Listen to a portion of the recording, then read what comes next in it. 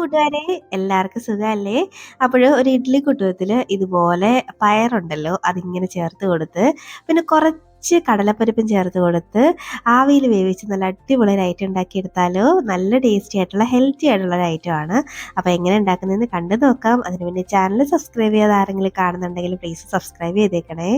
അപ്പോൾ ഇത് ഉണ്ടാക്കിയെടുക്കാൻ വേണ്ടിയിട്ട് ഞാനിവിടെ ഒരു 3/4 കപ്പോളം കടലപ്പരിപ്പുണ്ടല്ലോ, നമ്മൾ വടയൊക്കെ ഉണ്ടാക്കുന്ന പരിപ്പുണ്ടല്ലോ അതാണ്. അത് തലേന്ന് തന്നെ വെള്ളത്തിൽ ഇട്ടൊന്ന് കുതിർത്ത് ഒന്ന് ക്ലീൻ ആക്കി എടുത്തതാണ് കേട്ടോ. അപ്പോൾ നിങ്ങളുടെ കയ്യിൽ തലേന്നേ വെള്ളത്തിലിടാൻ മറന്നു പോയെങ്കിൽ ഒരു 2 മണിക്കൂർ ഒന്ന് ചൂട് വെള്ളത്തിലിട്ടൊന്ന് കുതിർത്തെടുത്താലും മതി. നന്നായിട്ട് ക്ലീൻ ആക്കിയിട്ടുണ്ട് ഇത്. ഇനി നമുക്കിത് ഒരു മിക്സിയുടെ ജാറിലോട്ട് ഒന്ന് ഇട്ട് കൊടുക്കാം.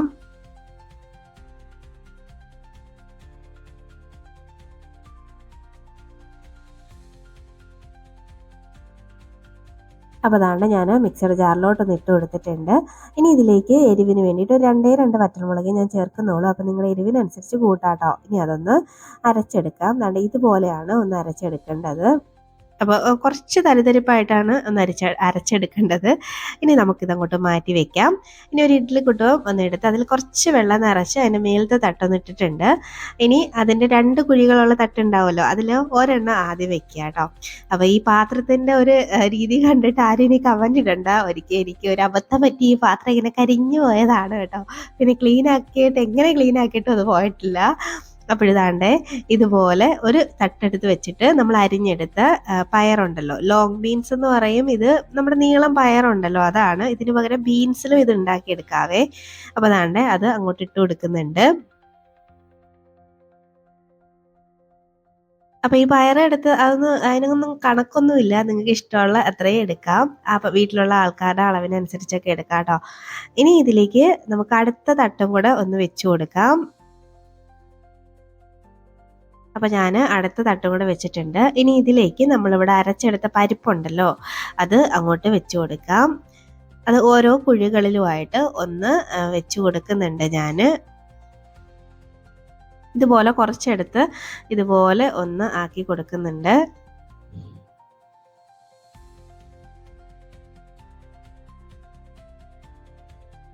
അപ്പോൾ ഇത്രയേ ഉള്ളൂ. അപ്പോൾ ഇത്രയും ഒന്ന് വെച്ച് കൊടുത്തിട്ടുണ്ടെങ്കിൽ നമുക്ക് ഈ ഇഡ്ഡലി കുട്ടു ഒന്ന് അടച്ച് വെച്ചിട്ട് ഒരു 15 മിനിറ്റ് ഇതൊന്ന് വേവിച്ചെടുക്കണം. അപ്പോൾ ഇതൊന്ന് അടച്ച് വെച്ച് ഇതൊന്ന് അടുപ്പത്തേക്ക് മാറ്റുന്നുണ്ടേ. അപ്പോൾ അതാണ്ടേ ഇപ്പോൾ ഒരു 15 മിനിറ്റ് ഒക്കെ കഴിഞ്ഞിട്ടുണ്ട്. ചെറുതായിട്ട് ഒന്ന് തണുത്തിട്ടുണ്ട്. എന്നിട്ട് നമുക്കിതൊന്ന് ഓപ്പൺ ആക്കി നോക്കാം. അതാണ്ടേ നമ്മുടെ പരിപ്പും പിന്നെ നമ്മുടെ പയറും എല്ലാം നല്ലപോലെ വെന്തിട്ടുണ്ട്. അപ്പോൾ നമുക്കിതൊന്ന് ഇതിനകത്തുനിന്ന് എടുത്ത് മാറ്റാം. ഇതുപോലെ കുറച്ച് പാടായിരിക്കും എടുക്കാൻ. കാര്യം നമ്മൾ ഇതിലേക്ക് അടിയിൽ എണ്ണയൊന്നും തേക്കാതെ ഡയറക്റ്റ് അങ്ങ് വെച്ച് കൊടുത്തതാണ്. അപ്പം അവിടെ അടിക്കൊക്കെ കുറച്ച് ഒട്ടിപ്പിടിച്ചൊക്കെ ഇരിപ്പുണ്ടാവും, ഒന്നും കുഴപ്പമില്ല. അപ്പോൾ നമുക്ക് ഇതുപോലെ പെർഫെക്റ്റ് ഷേപ്പിലൊന്നും കിട്ടണ്ട, നമുക്കിതൊന്ന് അരച്ചെടുക്കാനുള്ളതാണ്. ഇതുപോലെ ഒന്ന് എടുത്ത് മാറ്റാം.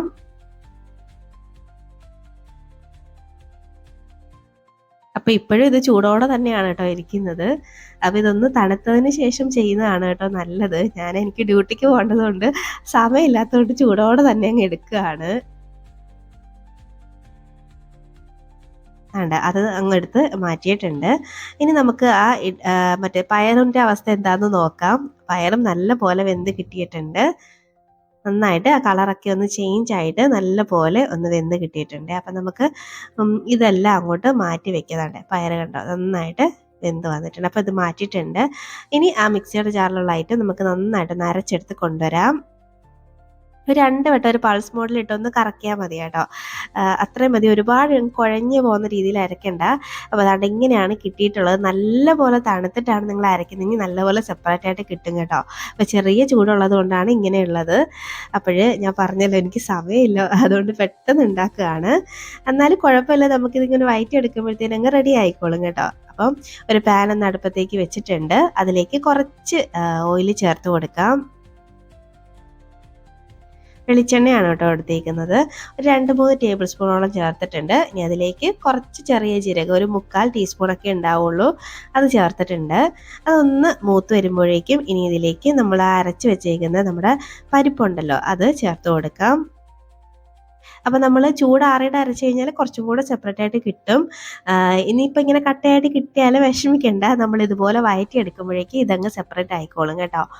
അപ്പം ഇതുപോലെ ഇട്ട് കൊടുത്ത് നന്നായിട്ട് ഒന്നങ്ങ് മിക്സാക്കി കൊടുക്കണം.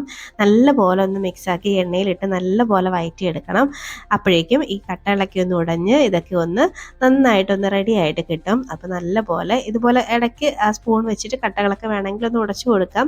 അല്ലെങ്കിൽ ഇതിങ്ങനെ വഴണ്ട് വരുന്തോറും കട്ടകൾ സെപ്പറേറ്റ് ആയിട്ട് കിട്ടും കേട്ടോ. അപ്പോൾ ഞാനിന്ന് ഉടച്ചൊക്കെ കൊടുക്കുന്നുണ്ട്.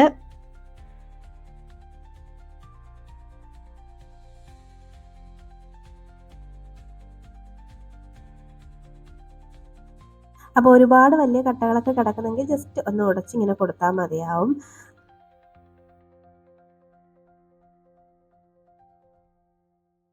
അപ്പോൾ ദാണ്ട ഇതുപോലെ ഇപ്പോൾ ദാണ്ട അത്യാവശ്യം നല്ല പോലെയൊക്കെ ഒന്ന് ഉടഞ്ഞ് കിട്ടിയിട്ടുണ്ട്. പിന്നെ ഒരുപാട് അങ്ങ് ഉടച്ചെടുക്കാതെ ചെറിയ ചെറിയ കട്ടകളായിട്ടുണ്ടെങ്കിൽ നല്ലതാണ് കടിക്കാൻ. ഇടയ്ക്കൊന്ന് കടിക്കാൻ കിട്ടുന്നത് നല്ല ടേസ്റ്റാണ് കേട്ടോ. അപ്പോൾ ഇതുപോലെ ജസ്റ്റ് ഇങ്ങനെ അങ്ങ് വഴറ്റി കൊടുക്കാം. ഇപ്പോൾ ദാണ്ട നന്നായിട്ട് ഒന്ന് സെപ്പറേറ്റ് ആയിട്ട് കിട്ടിയിട്ടുണ്ട് കണ്ടോ. നമുക്ക് ഇതുപോലെയാണെന്ന് കിട്ടേണ്ടത്. അപ്പോൾ ദാണ്ട ഇതുപോലെ നന്നായിട്ട് ഒന്നങ്ങ് മിക്സാക്കി എടുക്കുന്നുണ്ട്. അപ്പോൾ നന്നായിട്ട് ഒന്ന് സെപ്പറേറ്റ് ആയിട്ട് കിട്ടിയിട്ടുണ്ട്. അപ്പോൾ ഇതുപോലെ ഒന്ന് കിട്ടണേ. അപ്പോൾ നിങ്ങൾ കട്ടകളോടെ നല്ല കട്ടകളോട് കൂടിയാണ് ചേർക്കുന്നതെങ്കിലും ഇതുപോലെ വഴറ്റി ഇതുപോലെ ഒന്ന് സെപ്പറേറ്റ് ആക്കി എടുക്കണേ. ഇനി നമുക്ക് ഇതിലേക്ക് കുറച്ച് സവാള അരിഞ്ഞതും കൂടെ ചേർത്ത് കൊടുക്കാം. ഇത് അങ്ങനെ നിർബന്ധമുള്ള കാര്യമല്ല കേട്ടോ, ഇത് ഓപ്ഷണലാണ്. അപ്പം ഇടയ്ക്ക് സവാളയൊക്കെ കടിക്കുന്ന ഇഷ്ടമുള്ളവർക്ക് മാത്രം ചേർത്ത് കൊടുത്താൽ മതി. അല്ലെങ്കിൽ സവാള ഇതിന് ചേർത്തില്ലെങ്കിലും വലിയ കുഴപ്പമൊന്നുമില്ല കേട്ടോ. അപ്പോൾ ജസ്റ്റ് സവാളയും കൂടെ ചേർത്ത് ഞാനൊന്ന് മിക്സാക്കി എടുക്കുന്നുണ്ട്. നിങ്ങൾക്ക് പച്ചമുളക് ചേർക്കണമെങ്കിൽ പച്ചമുളക് ചേർക്കാം കേട്ടോ. പക്ഷെ ഞാനിതിലേക്ക് പച്ചമുളകൊന്നും ചേർക്കുന്നില്ല. എനിക്ക് ആ വറ്റൽമുളകിൻ്റെ എരിവ് തന്നെ മതിയാവും. അപ്പോൾ അതാണ്ട് ഇതുപോലെ ഒന്നങ്ങ് മിക്സാക്കി കൊടുക്കുന്നുണ്ട്. ഇനി ഇതിലേക്ക് ചേർത്ത് കൊടുക്കുന്നത് നമ്മുടെ ആ പയറുണ്ടല്ലോ, നമ്മളിവിടെ വേവിച്ച് വെച്ചേക്കുന്ന പയർ, അത് ഞാനൊരു പാത്രത്തിലോട്ടൊന്ന് മാറ്റിയിട്ടുണ്ടായിരുന്നു. അത് ഇതിലേക്ക് അങ്ങോട്ട് ഇട്ട് കൊടുക്കാം. ആ പയറിൽ ചെറിയൊരു നനവുണ്ടാവും. അത് അങ്ങനെ തന്നെ ചേർക്കുമ്പോഴേക്കും ഒരു കുറച്ച് ഇങ്ങനെ ഡ്രൈ ആയിരിക്കുന്നത് കുറച്ചും കൂടെ ഒന്ന് സോഫ്റ്റായിട്ട് കിട്ടും കേട്ടോ. അപ്പോൾ അതാണ്ട് ഇതുപോലെ ഇങ്ങനെ അങ്ങ് മിക്സാക്കി കൊടുക്കാം. എല്ലാം കൂടെ ഒന്നങ്ങ് മിക്സാക്കി എടുക്കുന്നുണ്ട്. അപ്പം ഞാൻ ഈ ആദ്യം നമ്മൾ കുതിർത്തെടുത്ത് വെച്ച പരിപ്പ് അരച്ച സമയത്ത് ഒരല്പം മഞ്ഞൾപ്പൊടിയും കൂടി ചേർക്കണമായിരുന്നു കേട്ടോ. ഞാൻ അന്നേരം ചേർക്കാൻ വിട്ടുപോയായിരുന്നു. അപ്പം നിങ്ങൾ അന്നേരം തന്നെ ഒന്ന് ചേർത്ത് അരച്ചിരുന്നാൽ മതി കേട്ടോ. അപ്പം ഞാൻ അതുകൊണ്ട് ഇനിയാണൊന്ന് ചേർത്ത് കൊടുക്കുന്നത്. അപ്പോൾ ഇതുപോലെ നന്നായിട്ടൊന്നങ്ങ് മിക്സ് ആക്കിയിട്ട് ഇനി ഇതിലേക്ക് ആവശ്യത്തിനുള്ള ഉപ്പ് ആദ്യം ഒന്ന് ചേർത്ത് കൊടുക്കുന്നുണ്ട്. കാര്യം ഇതുവരെ ഇതിലേക്ക് നമ്മൾ ഉപ്പ് ഒന്നും ചേർത്തിട്ടില്ലായിരുന്നു. അപ്പോൾ ആവശ്യത്തിനുള്ള ഉപ്പ് ഈ സമയം ഇട്ട് കൊടുക്കാം.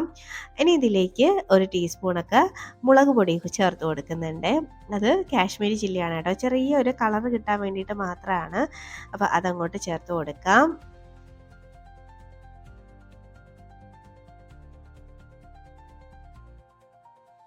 അപ്പോൾ മുളക് പൊടി ഒന്ന് ചേർത്തിട്ടുണ്ട്.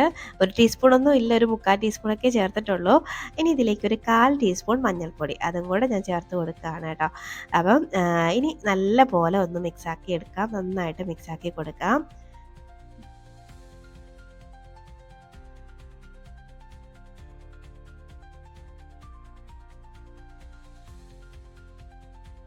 ഇപ്പോൾ ദാണ്ട നന്നായിട്ട് ഒന്നങ്ങ് മിക്സാക്കി എടുത്തിട്ടുണ്ട് ഞാൻ. അപ്പോൾ ഇതുപോലെ ഒന്നങ്ങ് മിക്സാക്കി എടുക്കാം. ഇതിൽ ഒരു കാര്യം കൂടെ ഞാൻ ചേർക്കാൻ വിട്ടുപോയതാണ്. ആരും എന്നെ ഒന്നും പറയരുത് കേട്ടോ.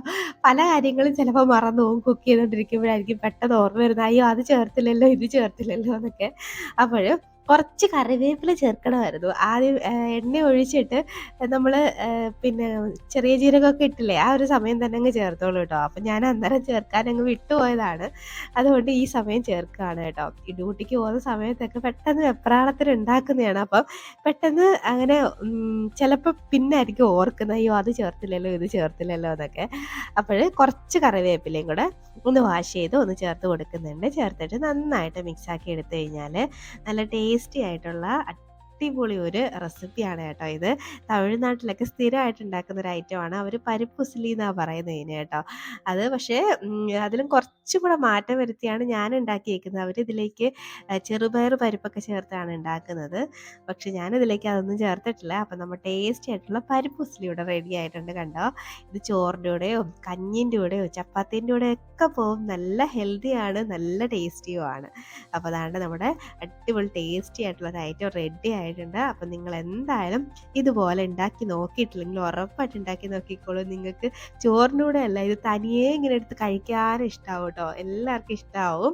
നല്ല ടേസ്റ്റി ആയിട്ടുള്ള ഒരു റെസിപ്പിയാണ്. അപ്പോൾ ഉണ്ടാക്കി നോക്കിയിട്ട് നിങ്ങളുടെ അഭിപ്രായം പറയാൻ മറക്കരുത്. അതുപോലെ വീഡിയോ ഇഷ്ടമാവുകയാണെങ്കിൽ ലൈക്ക് ചെയ്യാനും മറക്കരുത് കേട്ടോ.